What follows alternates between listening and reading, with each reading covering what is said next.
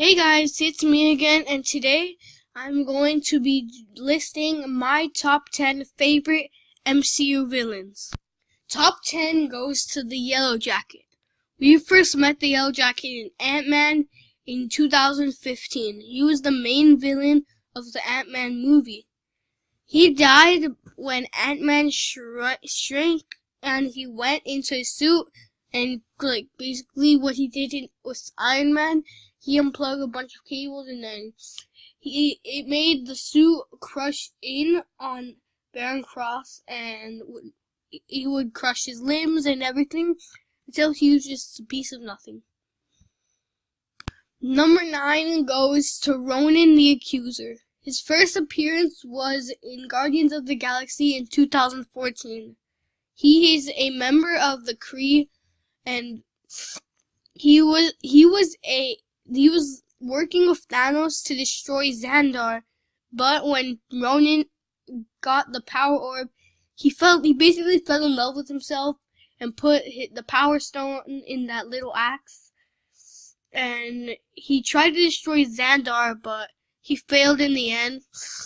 Star-Lord would distract him in a dance fight, and then Drax would use a gun to shoot the axe. Star-Lord would then grab the axe, the stone, and Gamora would grab his hand, later joined by Drax and Rocket, and then they use the power of the stone to, the force of the stone on Ronan, and he crushed himself. And if you don't know what I'm talking about, then just search up Ronan's death on YouTube, bro. There's a bunch of videos. Number 8 goes to Ironmonger. Obadiah Stane was kind of like Tony Stark, but Stane wanted some Stark tech, so he went to the Ten Rings base, and then he would be gifted the Ironmonger suit. Well, it's basically the first Iron Man suit, but they call it Ironmonger. Damn. That's a really dumb name. I don't know why they do it. But he died we first met him in Iron Man, the first movie of the MCU. First movie of Phase 1 of the MCU. So he's basically the first villain of the MCU. He was killed by, Tony Stark and Pepper teamed up to kill him. Pepper over-generated the arc reactor, and he would fall into that generator thingy, and then he would basically barbecue himself. So yeah, he's super dead. Number 7 goes to the Vulture. We first met Michael Keaton's the Vulture in Spider-Man Homecoming in July of 2017. Well, most people say that the Vulture wasn't a good villain, but I would have put him at number 2 or 3. But as now I'm thinking it, there's a lot way more good villains than him.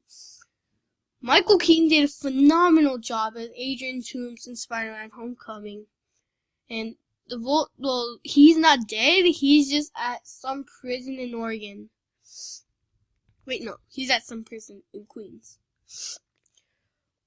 Adrian Toomes is a scavenger that used tech from basically all around the MCU to make weapons and would sell it to people and to get money for his family. Liz, which is Spider-Man's love interest in Spider-Man Homecoming. The Vulture was, the way Spider-Man defeated him, Toomes would try to get the stuff from the Quinjet. No, not the Quinjet. Yeah, I think it was the Quinjet. No, it wasn't the Quinjet. It was some ship that Happy sent. It was some stuff from Stark Tower, which turned into Avengers Tower, which who knows what it will be next, because Tony sold it. Oh yeah, spoiler alert. He would get the stuff, and the ship would explode, and Peter would save him, would web him up, and left a note so Happy could turn him in to the police. Number 6 goes to Iron Man 3's main villain, Aldrich Killian. Killian was the Mandarin, but he kind of wasn't the Mandarin, but his name wasn't the Mandarin, but he was a Mandarin. I know, it's confusing as heck, bro. So so basically he captured Pepper and tried to make her nothing like to try to get her like him. I see in the picture with fire and stuff, but he failed. Iron Man would then, well, basically a missile killed him. He would fall a bunch of feet and would become like burnt as that burnt toast that you left in the microwave for like 6 hours, bro. Pepper would then get a missile from the Iron Man armor, would kick it at him like a soccer ball, and would use the arm from one of Tony's armors, one of the Iron Man armors. I would shoot him with the repulsor tech, and would basically barbecue him. So yeah, he's deader than dead. We first saw number 5 goes to Loki. We first saw Loki in 2011's Thor solo film. He is the brother of Thor, his adopted brother of Thor. He's a villain, but he's kind of like an anti-hero at this point. So yeah, I don't know why I put him in this list, but he's very much alive, and he is shown in the Infinity War trailers a lot, giving the Tesseract. He is mainly known for his work in the Avengers. He tried to destroy all of New York with his Chitauri army.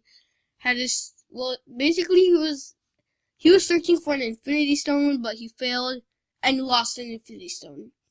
Because he had the Mind Stone, he was looking for the Tesseract, which is the Space Stone. So yeah, he failed bringing 2 Infinity Stones to Thanos.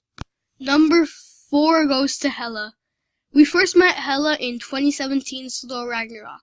She was the main villain and is known for murdering Mjolnir. And this card, but we don't know if she's dead or not. She was shown in the end of Thor Ragnarok when Surtur put his sword on Hela. We don't know what happened to her because Asgard exploded and she wasn't in any of the Infinity War trailers so far. So for now, let's just say she is in the cosmos. We met Red Skull.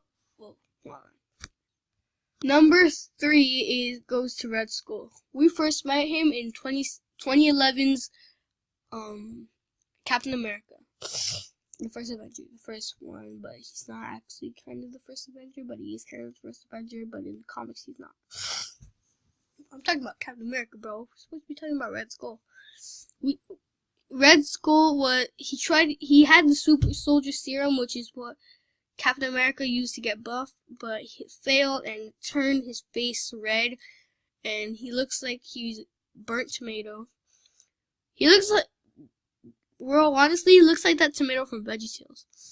So he was the main possessor of the Tesseract, but he held the Tesseract one arm in the ship that Captain America used to fly into the ice. He drove it into the I'm talking about Captain America again, bro. The Red Skull held the Tesseract with one hand and shot him into space, so we don't know if he's dead or not, but for now, just like Hela, I'm gonna say he's in the cosmos. Look, that guy looking scary as heck. Kids, do not watch this or you'll get nightmares. Number 2 goes to Black Panther. Not Black Panther. Killmonger. Yeah. Saved it. We first met Killmonger in 2018's Black Panther. He's supposed to be the cousin of Black Panther, the cousin of Shuri, the nephew of Black Panther's mom, and the nephew of T'Chaka. So he was sad by his past. So basically, T'Chaka killed his own brother, which is Killmonger's father. And then Killmonger would become obsessed with Wakanda. He would go with Andy Serkis's Claw and would team up to go to Wakanda. Killmonger would then reach Wakanda and would dying to be king. So he fought Black Panther and he succeeded. He killed, well, quote unquote, killed Black Panther. But they used the heart-shaped herb to bring him back to life, and then he would be gifted the Golden Jaguar and was king of Wakanda for like not even a day, bro. He died in like, oh, spoiler alert, he died he committed suicide. He was in combat against Black Panther. He was briefly hurt, and then he just grabbed a sword from the Golden Jaguar suit and stabbed it into his stomach. And so yeah, the last we saw of him, he was crying to, well, he wasn't crying, but he was saying his speech, Black Panther, and he stabbed himself. So yeah, he's dead. And number one goes to the daddy of them all, Thanos. We first met him in the Avengers. He had a cameo in the post-credit scene, and he was having a conversation with the other, which is the guy that narrated the first Avengers. And if you don't remember, he came out in Guardians of the Galaxy, the first one. He came out again in Avengers Age of Ultron in the post-credit scene. And he's going to be the main villain of Avengers Infinity War, which comes out in like... So it comes out April 27th, but since in America it's April 3rd. So he comes out in 24 days, bro.